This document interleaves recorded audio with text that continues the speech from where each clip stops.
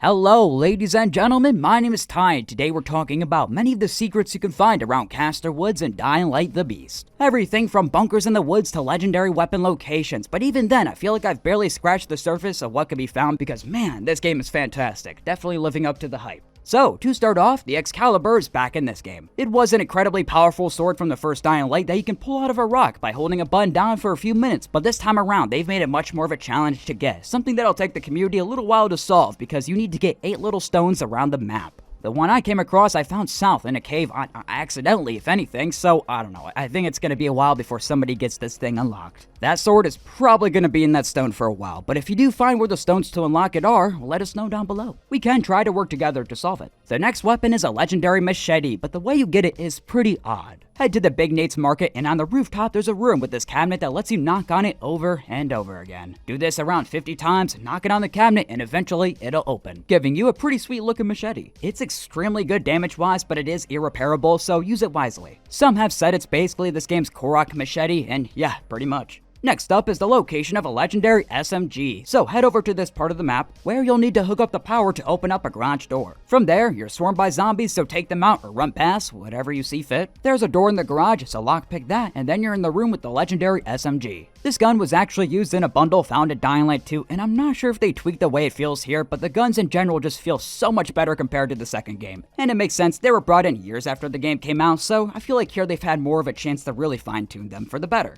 Now, there's a hidden Doomsday Bunker alongside the outskirts of the bottom left of the map, and the only way to get into it from my knowledge is through this random vent sticking out, so rip that off and see where it takes you. However, once you go in, you have to activate the power to get out. From here, you can sneak your way through or take out anything standing, from which you're supposed to lockpick a door and turn on a generator. I really do like how often the game gives you the option to go stealth, if that's your preferred playstyle. You'll then want to crawl through this vent, which will lead you to a room with a jump scare zombie, so keep that in mind. After dealing with that, flip over the body of the Doomsday Prepper called Doomsday Dan, which uncovers a GRE keycard. Enter the main hallway, swipe the card, and then you'll get a military medkit and 8 UV bars, which are really rare, so hell yeah. Then you can also find the Rogue Jacket, which is one of my favorites in the whole game. The final thing I want to talk about is the hidden time trial out in the forest. I've wanted them to bring the bike from Dying Light 2 back so damn bad, and they actually did. I've only seen one of these time trials, but they allow you to race down the mountains, automatically spawning in 4 bikes in case you want to race your friends. These types of minigames I wish we had more of, and if anything, I wish we could just take the bike anywhere. But it's better than it not being there at all. So there you go, those were all the secret weapons and locations I recently discovered, and I'm sure there are a lot more. So share your thoughts down below, subscribe if you want to see more, and stop by next time folks. Adios.